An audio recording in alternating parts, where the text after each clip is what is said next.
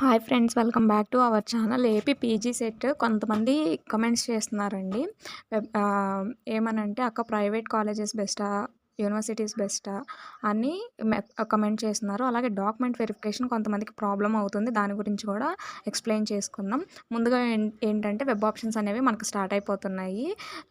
Web options ఇచ్చుకోవాలి కదా, మరి మనం అనుకున్న కాలేజెస్లో సీట్ రావాలంటే ఏ విధంగా ఇవ్వాలో నేను చెప్తాను. ఇప్పుడు యూనివర్సిటీస్ బెస్టా, ప్రైవేట్ కాలేజెస్ బెస్టా అంటే రెండు బెస్టే అండి. యూనివర్సిటీస్లో అనేది ప్లేస్మెంట్స్ తక్కువగా ఉంటాయి. అలాగే ప్రైవేట్ కాలేజెస్లో ఏంటంటే ప్లేస్మెంట్స్ ఎక్కువగా ఉంటాయి. ఫీజు రీయింబర్స్ మాత్రం ఉండదు. ఫీజు రీయింబర్స్ మాత్రం గవర్నమెంట్ యూనివర్సిటీస్లోనే ఉంటుంది. ప్రైవేట్ కాలేజెస్లో ఉండదు. ఫుల్ ఫీజు రీయింబర్స్మెంట్ మనమే పే చేయాలి ప్రైవేట్ కాలేజెస్లో.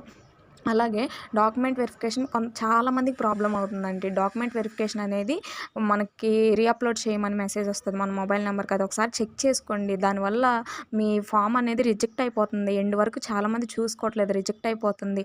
మా ఫ్రెండ్ది కూడా అలాగే రిజెక్ట్ అయిపోయింది. ఎండ్ వరకు చూసుకోండి.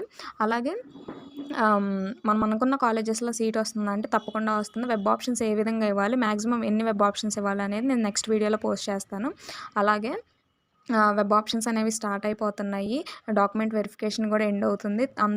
ఇంకా ఎవరైనా రిజిస్ట్రేషన్ చేసుకోకపోతే రిజిస్ట్రేషన్ చేసుకోండి. డాక్యుమెంట్ వెరిఫికేషన్ మాత్రం కంపల్సరీ.